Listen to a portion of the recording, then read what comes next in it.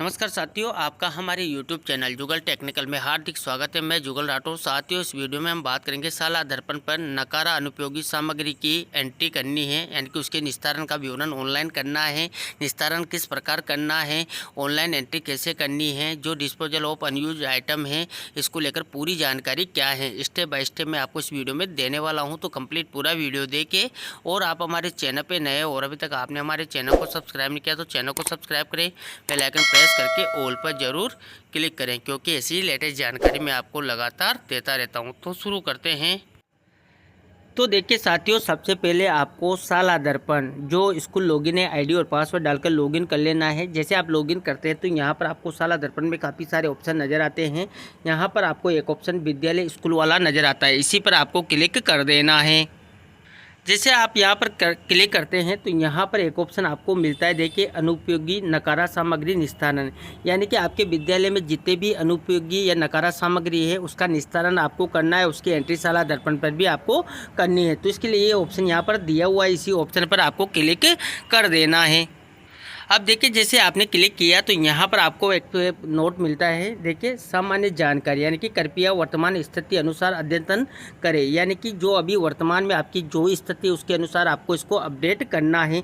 इसमें देखेंगे तो अनुपयोगी नकारा सामग्री के निस्तारण की कार्रवाई का विवरण आपको यहाँ पर फिल करना है, यानी कि जो भी नकारा सामग्री का आपने निस्तारण किया है उस पर आपने क्या कार्रवाई की है उसका विवरण आपको यहाँ पर देना है। सबसे पहले देखिए, यहाँ पर पहला ऑप्शन है विद्यालय कार्यालय में अनुपयोगी नकारा सामग्री का निस्तारण पूर्व में कब किया गया, यानी कि आपने जो नकारा सामग्री है, अनुपयोगी सामग्री है, उसका निस्तारण पूर्व में कब किया था, उस तारीख को आपको यहाँ पर फिल करना है। मान लीजिए आपको तारीख पता नहीं है तो यहाँ पर नीचे आपको लॉक्ड ऑन, यानी कि पहले जब आपने ये किया होगा उस तारीख की डेट यहाँ पर नीचे नज़र आ जाएगी, आपने जब पिछली बार किया था।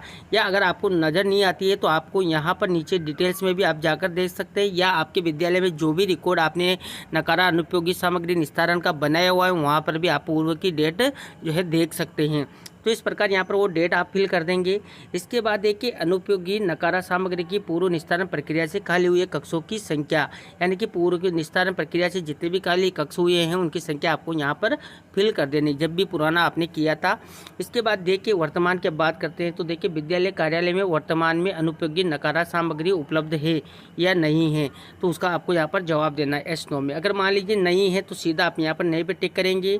और देखिए, विद्यालय में स्टोर के रूप में प्रयुक्त कुल कक्षों की संख्या, अभी वर्तमान में आपने स्टोर के रूप में कितने जो है कक्ष हैं प्रयुक्त कर रखे हैं उनकी संख्या आपको फिल कर देनी है। और यहाँ पर सीधा सेव एंड लॉक आपको कर देना है। ये तब की स्थिति है जब वर्तमान में आपके अनुपयोगी नकारा सामग्री उपलब्ध नहीं है। मान लीजिए अगर आपकी सामग्री उपलब्ध है तो आपको यहाँ पर हाँ पर क्लिक करना है। जैसे आप हाँ पर क्लिक करेंगे तो प्रयुक्त कक्षों की संख्या आपसे यहाँ पर मांगेगा, आप डाल देंगे। और इसके बाद देखिए, विद्यालय कार्यालय स्तरीय अनुपयोगी सामान निस्तारण समिति, यानी कि डिस्पोजल कमेटी का गठन किया हुआ है या नहीं है। अगर मान लीजिए आप यहाँ पर जो डिस्पोजल कमेटी का आपने गठन कर रखा है तो आपको सीधा यहाँ पर हाँ पर क्लिक कर देना है, नहीं कर रखा है तो नहीं पर ही आपको टिक रहने देना है और लॉक कर देना है। मान लीजिए आप यहाँ पर डिस्पोजल कमेटी की आपने स्थापना कर रखी है, गठन कर रखा है, तो एस करेंगे। एस करने के बाद देखिए, नीचे फिर से आपके सामने काफ़ी सारे ऑप्शन खुल जाते हैं, जिसमें देखिए विद्यालय कार्यालय में वर्तमान में अनुपयोगी नकारा सामग्री से भरे हुए कक्षों की संख्या आपको फिल करनी है। कितने कक्ष जो है कक्षों नकारा सामग्री से भरे हुए हैं उनकी संख्या फिल कर देंगे। इसके बाद देखिए, समिति के द्वारा निष्पादन योग्य सामग्री का सर्वेक्षण कर सूचियां, यानी कि अनुपयोगी सामग्री को भिन्न भिन्न मदों में मूल्य एवं उपयोगिता के आधार पर विभाजित कर सूची तैयार कर ली गई है। यानी कि यहाँ पर आपको जो नकारा सामग्री या अनुपयोगी सामग्री है उसका आपको भिन्न भिन्न मदों में मूल्य उपयोगिता के आधार पर विभाजित करके सूचियाँ तैयार कर लेनी है। यहाँ पर देखें तो प्रपत्र भी दिया हुआ है, प्रपत्र S5 है और S6 है, तो ये दो यहाँ पर प्रपत्र होते हैं, इनको आपको फिल करके यहाँ पर जो है सूचियाँ तैयार करनी होती हैं। अगर मान लीजिए आपने ये भी कर लिया है तो आपको यस करना है, नहीं किया है तो नहीं पर ही आपको टिक रहने देना है। इसके बाद देखिए, अनुमोदन हेतु सक्षम स्तर पर प्रस्ताव भेजने की दिनांक, यानी कि आपने सक्षम स्तर पर जो प्रस्ताव भेजा है नकारा सामग्री निस्तारण का, उसकी दिनांक आपको यहाँ पर फिल कर देने की, आपने कब इसका जो है प्रस्ताव भेजा है, वो डेट जो भी हो वो आप यहाँ से सेलेक्ट कर लें। मान लीजिए 2024 की कोई डेट हो सकती है तो वो आपको यहाँ पर फिल कर लेनी है।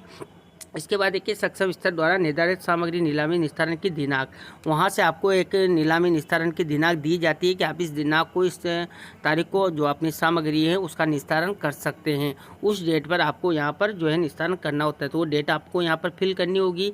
इसके बाद देखिए यहाँ पर विद्यालय कार्यालय द्वारा सामग्री नीलामी निस्तारण स्थिति क्या है, देखिए तो यहाँ पर स्थिति के अकॉर्डिंग आपको फिल करना है। अगर आपने सामग्री का निस्तारण कर दिया है तो यहाँ पर हाँ करना है, नहीं तो नहीं पर टिक रहने देना है। तो इस प्रकार ये पूरी डिटेल से आपकी जो भी स्थिति है उसके अकॉर्डिंग आप इसको फिल करेंगे और यहाँ पर सेव लॉक करके आप इसको जो है सेव लॉक कर देंगे। मान लीजिए आपको पुरानी डिटेल्स चेक करनी है तो डिटेल पर क्लिक करेंगे और यहाँ पर पुराने जो भी आपने नकारा या अनुपयोगी सामग्री उसका निस्तारण किया है उसकी डेट्स यहाँ पर आ जाएगी।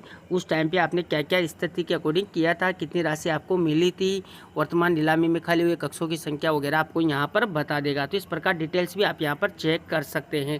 तो ये थी साथियों यहाँ पर जो अनुपयोगी नकारा सामग्री है उसकी एंट्री आपको साला दर्पण पर करनी है। क्या क्या कार्य आपको करना है, किस प्रकार करना है, इसकी पूरी प्रोसेस स्टेप बाय स्टेप मैंने आपको इस वीडियो में देने का प्रयास किया।